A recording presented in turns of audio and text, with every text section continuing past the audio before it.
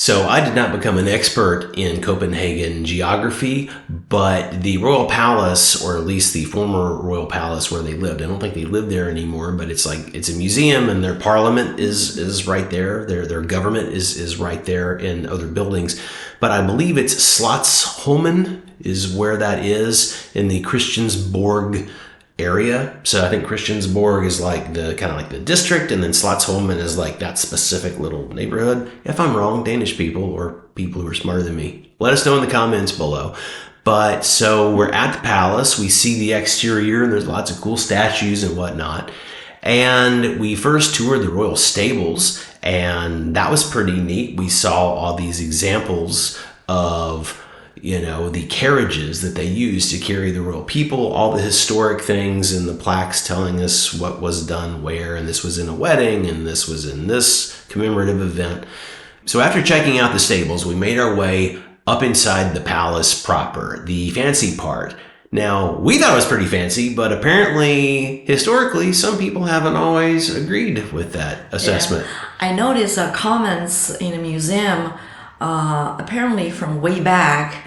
A French ambassador says something, being very, very mean, says something like, this palace is built on a very muddy countryside.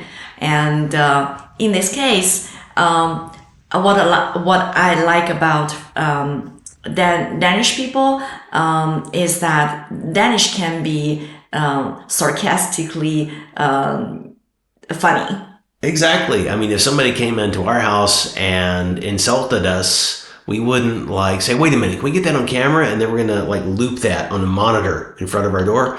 They put a plaque up. So the opinions of some historical French ambassador notwithstanding, I thought it was gorgeous. Susie thought it was gorgeous. It was so impressive. There was this amazing tapestry room, the massive table in the formal dining room. There was a hall full of all kinds of interesting art, including some very, very strange and abstract and even kind of esoteric, very kind of modern stuff. And some of that was old, but it was very almost psychedelic. It was pretty hip for a royal palace, I have to say. I thought it was really sweet.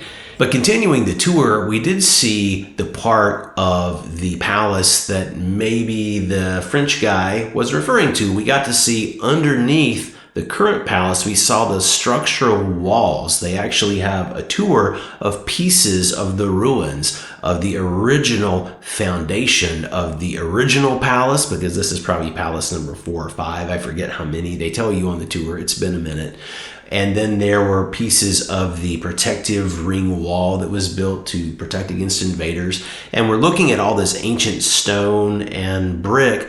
And Susie noticed something really, really cool in one of the bricks. What was that? That's a cat footprint. There were little paw prints in some of the masonry. It was adorable. But in fairness, there was also tons of dried mud, dirt. So I can imagine when Frenchie was there back in the day and it was raining, it was probably not quite as nice as what we saw on our trip. But we made our way to the last giant stop of the tour, which was the former working kitchen. And my mom is a massive fan of copper cookware, as are many serious cooks and chefs, whether professional or amateur. And when I showed her the photos of this place, I could hear her heart stop over the phone, because I've never seen so much copper cookware in my life. The kitchen was extraordinary. And there was one really special, weird little feature. There was a story about a little girl who'd gotten trapped and was hiding.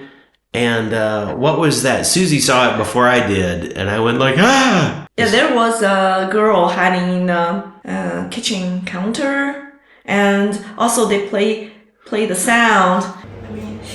My name is Anna. I live at the palace with my friends and my children. I don't know what it said exactly in Danish, but the impression was pretty effective. It made an impression on me. Yeah, that's we're not prepared to walk into a Halloween house, but I bet Danish people are probably really good at prepare for Halloween, I guess.